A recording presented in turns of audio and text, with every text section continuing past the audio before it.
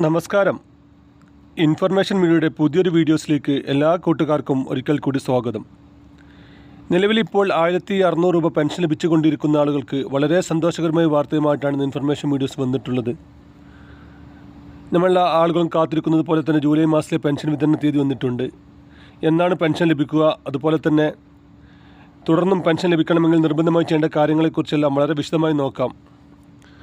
അതിനു മുന്നോടിയായി ഇൻഫർമേഷൻ മീഡിയയുടെ വീഡിയോസ് നിങ്ങൾ ആദ്യമായിട്ടാണ് കാണുന്നതെങ്കിൽ ചാനൽ സബ്സ്ക്രൈബ് ചെയ്യാൻ മറക്കരുത്. നമ്മുടെ ചാനൽ ഒരു തരത്തിലുള്ള മത രാഷ്ട്രീയ കാര്യങ്ങളും വരുന്നതല്ല. ഗവൺമെൻറ് നിന്ന് ലഭിക്കുന്ന സേവനങ്ങൾ, ആനുകൂല്യങ്ങൾ, അറിയിപ്പുകൾ എന്നിവയെക്കുറിച്ച് മാത്രമായിരിക്കും വീഡിയോസുകൾ വരുന്നത്. ശ്രദ്ധിക്കുക, ഗവൺമെൻറ് അറിയിപ്പുകൾ, സേവനങ്ങൾ എപ്പോൾ വേണമെങ്കിലും പുതിയ മാറ്റങ്ങൾ വരാം. ഏറ്റവും പുതിയ അറിയിപ്പുകൾ ലഭിക്കാൻ ചാനൽ സബ്സ്ക്രൈബ് ചെയ്ത് മറ്റ് കൂട്ടുകാരിലേക്ക് ഷെയർ ചെയ്ത് കൊടുക്കുക. തൊട്ടടുത്തുള്ള ബെല്ലൈക്കൻ കൂടി ക്ലിക്ക് ചെയ്ത് വെക്കുക. പെൻഷൻ ലഭിച്ചുകൊണ്ടിരിക്കുന്ന ആളുകൾക്ക് ഇനി കാത്തിരിക്കുന്നത് ജൂലൈ മാസത്തിലെ പെൻഷനാണ്. വരും ദിവസങ്ങളിൽ തന്നെ അതിൻ്റെ വിതരണം തുടങ്ങുമെന്നാണ് ഇപ്പോൾ അറിയാൻ സാധിക്കുന്നത്. സർക്കാർ പറയുന്നത് നാളെ മുതൽ തന്നെ ക്ഷേമനിധി പെൻഷനുകൾ ലഭിക്കുന്നതാണ്. അതിൽ പ്രധാനപ്പെട്ട ഒന്നാണ് പ്രവാസി ക്ഷേമനിധി. നമുക്കറിയാം, പ്രവാസി ക്ഷേമനിധി ബോർഡിൽ നിന്നും പെൻഷൻ ഇപ്പോൾ 2 മാസമായി കുടിശ്ശികയുണ്ടായിരുന്നു. അത് നാളെ മുതൽ വിതരണം തുടങ്ങുകയാണ്. അതുപോലെ തന്നെ ബിൽഡിംഗ് ക്ഷേമനിധി വകുപ്പിൽ നിന്നും പെൻഷൻ ലഭിക്കുന്ന കുറച്ച് ആളുകളുണ്ട്. അവർക്ക് ഏകദേശം ഇപ്പോൾ 14 മാസത്തെ കുടിശ്ശികയുണ്ട്. അവർക്കും 1 മാസത്തെ പെൻഷൻ വിതരണം നാളെ മുതൽ തുടങ്ങുമെന്നാണ് അറിയാൻ സാധിക്കുന്നത്. അതുപോലെ തന്നെ ഇപ്പോൾ വാർദ്ധക്യ, വിധവ അല്ലെങ്കിൽ അതുപോലെ തന്നെ പെൻഷൻ ലഭിക്കുന്ന സാമൂഹ്യ സുരക്ഷാ പെൻഷൻ ലഭിക്കുന്ന ആളുകൾക്ക് 20-ാം തീയതി മുതൽ വിതരണം അവർക്കും തുടങ്ങും. എന്നാൽ ഇപ്പോൾ നമ്മൾ മുകളിൽ പറഞ്ഞതുപോലെ എല്ലാ പെൻഷൻ ഉപഭോക്താക്കളും നിർബന്ധമായി ചെയ്യേണ്ട കാര്യങ്ങളെക്കുറിച്ച് വളരെ വിശദമായി നോക്കാം. എങ്കിൽ മാത്രമാണ് തുടർന്ന് അവർക്ക് പെൻഷൻ ലഭിക്കുകയുള്ളൂ. ഇത് ശ്രദ്ധിക്കാതെ പെൻഷൻ മുടങ്ങിയിട്ട് പിന്നീട് പറഞ്ഞിട്ട് കാര്യമുണ്ടാവുകയില്ല. നിർബന്ധമായി ചെയ്യേണ്ട കാര്യമാണ് പെൻഷൻ മസ്റ്ററിങ്. മസ്റ്ററിങ് തുടങ്ങിയപ്പോൾ ഏകദേശം 20 ദിവസത്തിന് മേലെയായിട്ടുണ്ട്. ഇപ്പോൾ വെറും 40% ആളുകൾ മാത്രമാണ് സംസ്ഥാനത്ത് മസ്റ്ററിങ് പൂർത്തിയാക്കിയിട്ടുള്ളത്.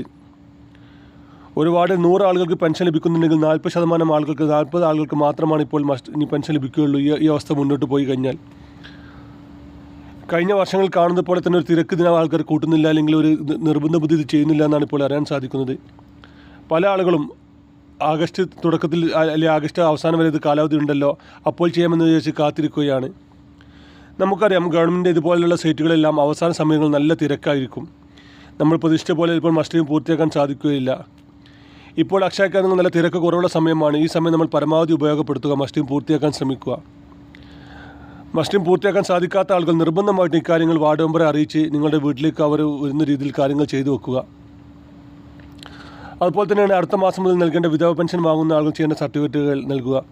സർക്കാർ പറയുന്ന കാര്യങ്ങൾ യഥാസമയത്ത് വളരെ കൃത്യമായി ചെയ്തു കഴിഞ്ഞാൽ മാത്രമാണ് അവർക്ക് പെൻഷനും സർക്കാരിൽ നിന്ന് മറ്റ് ആനുകൂല്യങ്ങളും ലഭിക്കുകയുള്ളൂ. ഇങ്ങനെയുള്ള കാര്യങ്ങൾ അവസാന നിമിഷത്തേക്ക് വെക്കരുത്.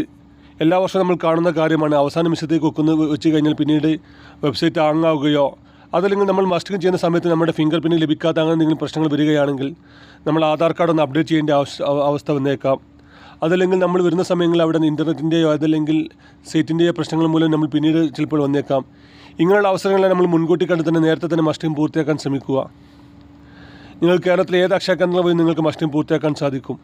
അതിന് ഇന്നൊരു അക്ഷയ കേന്ദ്രമൊന്നും അല്ലെങ്കിൽ നമ്മൾ താമസിക്കുന്ന പഞ്ചായത്തിലെ അക്ഷയ കേന്ദ്രങ്ങളൊന്നുമില്ല.